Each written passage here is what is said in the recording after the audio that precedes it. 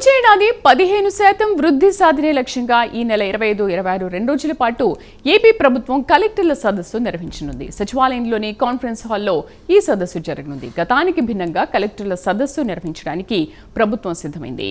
వచ్చే వేసవి కాలంలో తాగునీటి సమస్య, పశుగ్రాసం, పశువులకు తాగునీటి లభ్యత, సీజనల్ వ్యాధుల నివారణ, ఉపాధి హామీ పథకం పనులు వంటి అంశాలు ప్రధానంగా చర్చకు రానున్నాయి. పీఎం సూర్య ఘర్ పేరుతో ప్రతి నియోజకవర్గంలో 10,000 ఇళ్లపై రూఫ్ టాప్లో ఏర్పాటు చేయడంపై ప్రభుత్వం సదస్సులో చర్చించనుంది.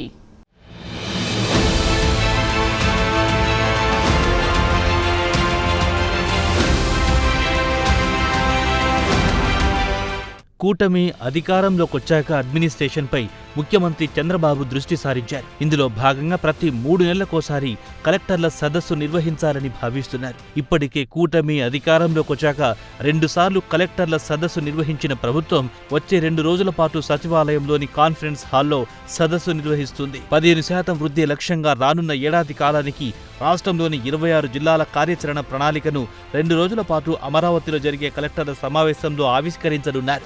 ఈ సమావేశంలో మొదటి రోజు 9, రెండో రోజు 17 జిల్లాల కార్యాచరణ ప్రణాళికలు ఆయా జిల్లాల కలెక్టర్లు ప్రజెంటేషన్ ద్వారా వివరించనున్నారు. ప్రతి జిల్లాకు 20 నిమిషాల సమయం కేటాయించారు. ఇందులో 10 నిమిషాల కార్యాచరణ ప్రజెంటేషన్, 5 నిమిషాల సమస్యల వివరణ, మరో 5 నిమిషాలు వాటిపై చర్చించనున్నారు. తమ జిల్లాలోని సమస్యలను కలెక్టర్ ప్రభుత్వం దృష్టికి తీసుకురానున్నారు. తొలి రోజు భూముల వ్యవహారాలు, భూ సర్వేపై సీసీఎల్ఏ ప్రజెంటేషన్ ఇవ్వనున్నారు. రాష్ట్రంలో గత 5 ఏళ్లలో అనేక కార్యక్రమాలు జరగాయని భావించిన ప్రభుత్వం భూ ఆక్రమణలు చోటు చేసుకున్న జిల్లాల్లో జిల్లా ఇన్ఛార్జి మంత్రుల నుండి నివేదికలను గత సమావేశంలో కోరారు. ఈ సమావేశంలో వాటిపై చర్చించనున్నారు. వీటితో పాటు నగర వనాలు, పచ్చదనం, ఎకో టూరిజం వంటి అంశాలపై అటవీ పర్యావరణ శాఖ ప్రత్యేక ప్రధాన కార్యదర్శి ప్రజెంటేషన్ ఇవ్వనున్నారు. సంక్షేమ పథకాల అమలుపై ఆయా శాఖల కార్యదర్శులు ప్రజెంటేషన్ ఇవ్వనున్నారు. P4 కార్యక్రమంపై ప్రణాళిక శాఖ ముఖ్య కార్యదర్శి వివరించనున్నారు.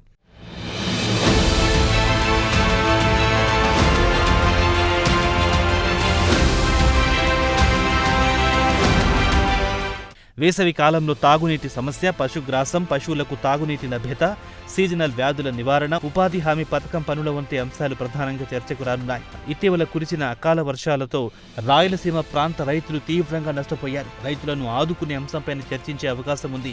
ఇక సీఎం చంద్రబాబు కీలకంగా భావిస్తున్న పీఎం సూర్య ఘర్ పథకం కింద ప్రతి నియోజకవర్గంలో 10,000 రూప్ టాప్ సోలార్ ప్యానెళ్ల ఏర్పాటు ప్రణాళికపై ప్రభుత్వ ప్రధాన కార్యదర్శి విజయనాథ్ ప్రజెంటేషన్ ఇవ్వనున్నారు. 9 నెలల పరిపాలన తీరుతెన్నులపై ప్రజా అభిప్రాయాన్ని ఈ సమావేశంలో ముఖ్యమంత్రి చంద్రబాబు వివరించనున్నారు. రెండో రోజు సాయంత్రం 5 గంటల తర్వాత గంట సేపు శాంతి భద్రతలపై చర్చించనున్నారు. చివరగా సీఎం ముగింపు ఉపన్యాసం చేయనున్నారు.